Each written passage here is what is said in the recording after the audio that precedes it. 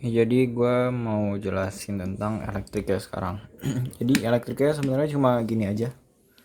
Ada dua, ini dipasang di belakang robot nanti karena akan dipasang sama colok ke kabel-kabel servo.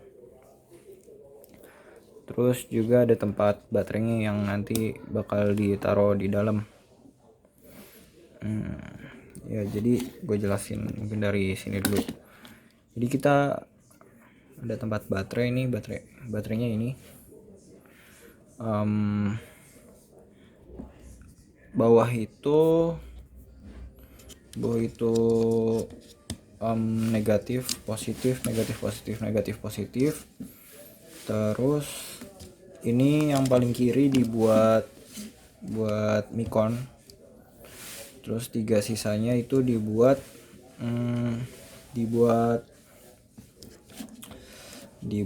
servo. Kalau Mikon satu baterai berarti paling dia hasilin kalau maksimal bisa 4,2 voltan. Minimalnya itu paling sampai 3,4 volt itu udah harus diganti baterainya. Nah, jadi cara kerjanya kan tadi satu baterai itu sekitar 4 voltan. Sedangkan Mikon perlu, jadi kalau gua di bus ini ada bus converter. Bus converter ini fungsinya buat naikin tegangan.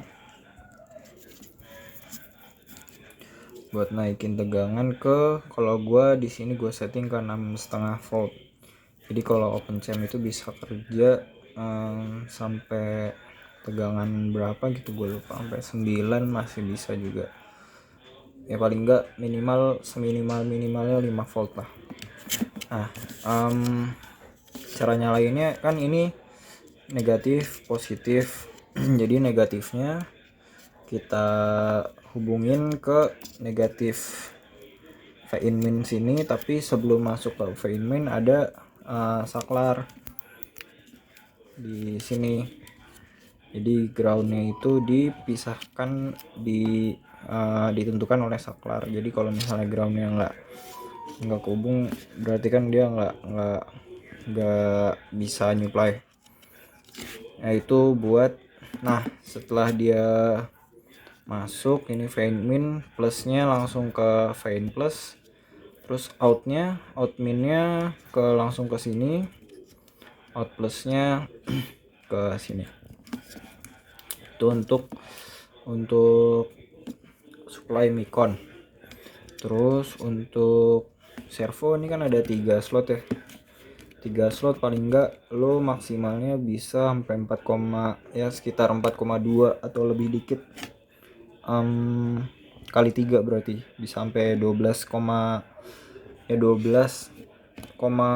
sampai 13-an lah. 13 volt. Jadi karakteristik servonya yang pertama kali video yang gue buat itu dia kalau XL dia butuh paling enggak sekitar 6 sampai 9 volt kalau salah. Terus untuk XL itu dari 9 sampai 12 kalau salah 12. Dan untuk MX dia bisa sampai 14 volt, dari 11 sampai 14 volt. Semakin tinggi tegangannya, torsi yang bisa diberikan servonya itu semakin tinggi. Tapi gua rasa semakin tinggi tegangannya juga bisa cepat ngerusak servonya. Nah, gimana ngebagi-bagi 3 baterai ini? 3 baterai ini dibagi, kan ini ada 3 baterai. Caranya adalah diseri. Ini negatif positif dari kiri ke kanan ya, negatif positif. Nanti itu positifnya ada jalurnya di bawah, dihubungin ke negatif ini. Terus positif ini dihubungin ke negatif ini, terus positif ini. Jadi positif negatif. Ini yang 3 baterai untuk nyuplai servo MX.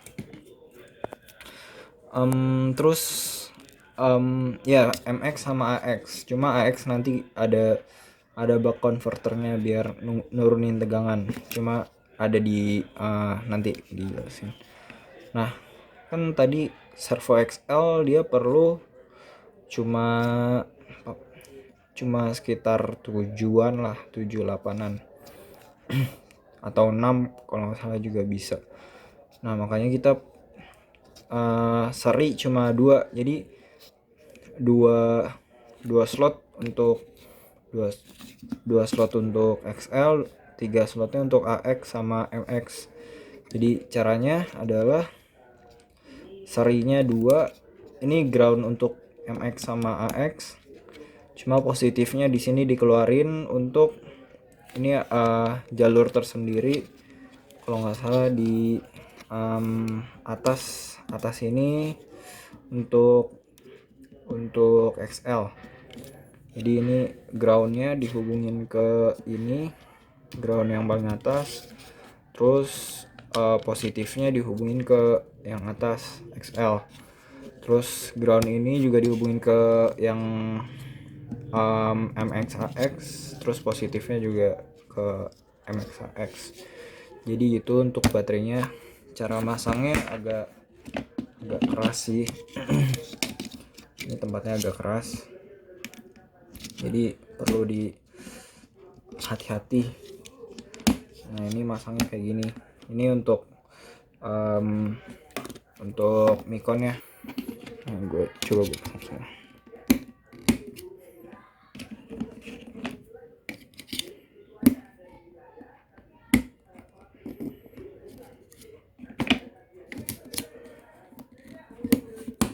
Nah kalau nyopotnya agak diputar sedikit, agak keras sih. Nah kayak gitu, agak diputar. Oke, itu tadi yang bawah. Jadi langsung dari bawah ini, gua nggak tahu nih biru-biru namanya apa kan, pakai obeng. Terus ini nanti lu buat kabel, terus ujungnya dikasih sekun, terus ditancapin ke ini, di kuatin pakai obeng.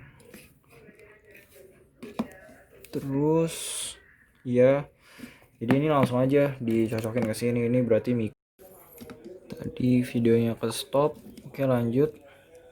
Ini tadi ternyata nggak nyala karena emang boardnya agak sedikit bermasalah, jadi sekarang nyala.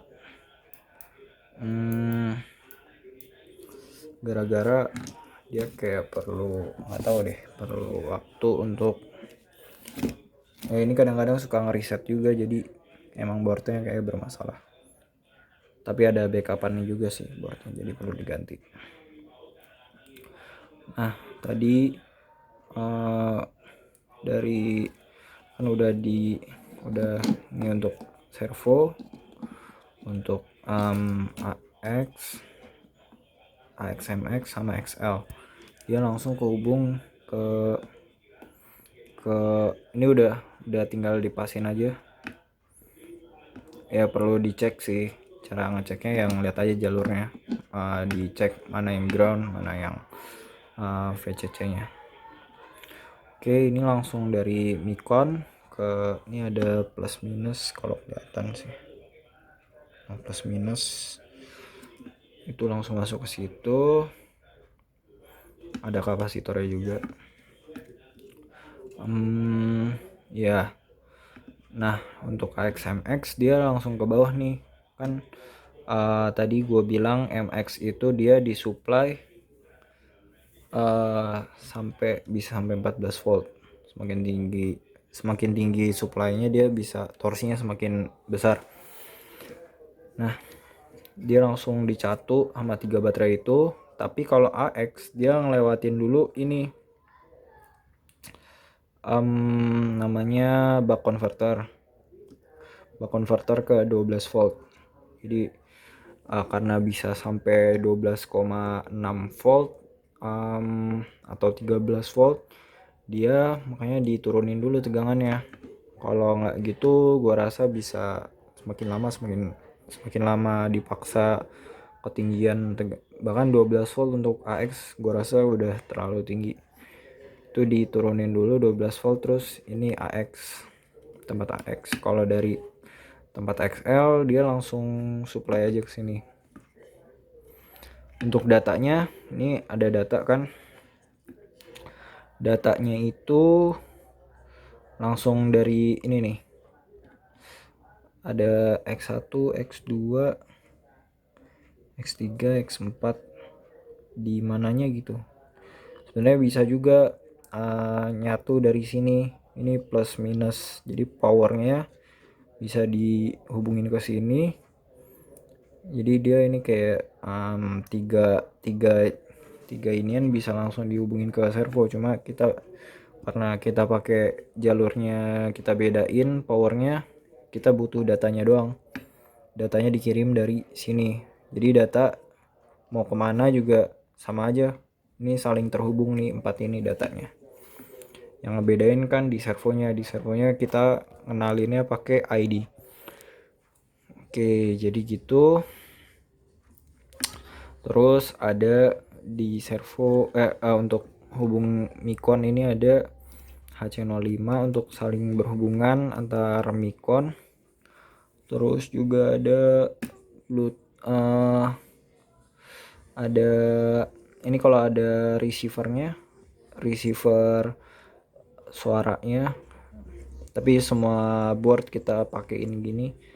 Jadi untuk ada ground, ada buat ngedeteksi suaranya juga.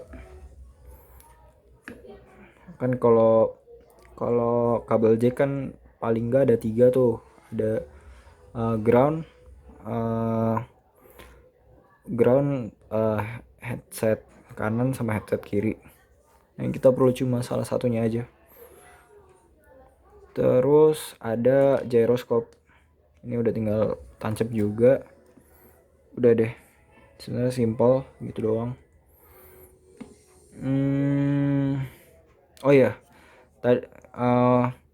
Tadi kan kepisah ya power sama datanya. Jadi groundnya tetap perlu kita hubungin. Jadi ground dari sini kehubung ke ground ini. Jadi data dari beacon untuk supply servonya tetap bisa terhubung begitu. Ground pokoknya semuanya terhubung. Cuma dikasih resistor ini buat noise, kayaknya buat ngurangin noise. Ini juga nanti kalian belajar, ini ada 2 resistor di sini buat pull up resistor namanya. Untuk gyro. Kalau nggak ada ginian, gyronya nggak bisa ngebaca juga. Begitu. Nah, ini ada robotnya juga sih. Jadi kalau di robot kita ngubunginnya, ini kan XL. Dari sini sampai bawah itu servo XL. Kanan dihubungin yang paling dekat sini. Terus XL yang ini itu dihubunginnya ke sini. Sini pokoknya ditancepin sampai nancap. Terus AX sini AX ini juga ke sini yang paling dekat. Terus ini ada 4 juga. Diatur aja sih sebenarnya, bisa tancap mana aja, cuma pastiin semuanya bisa nancep semuanya. Sini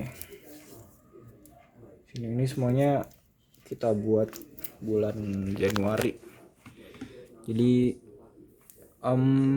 kekurangannya mungkin agak ribet sih ininya, bongkar pasangnya, karena harus dimasukin dulu ke robotnya nih, terus dikencengin pakai baut. Jadi kalau mau keluarinnya agak mager dan agak butuh makan waktu lama. Dan kita nggak bisa ngeliat ini baterainya juga udah seberapa.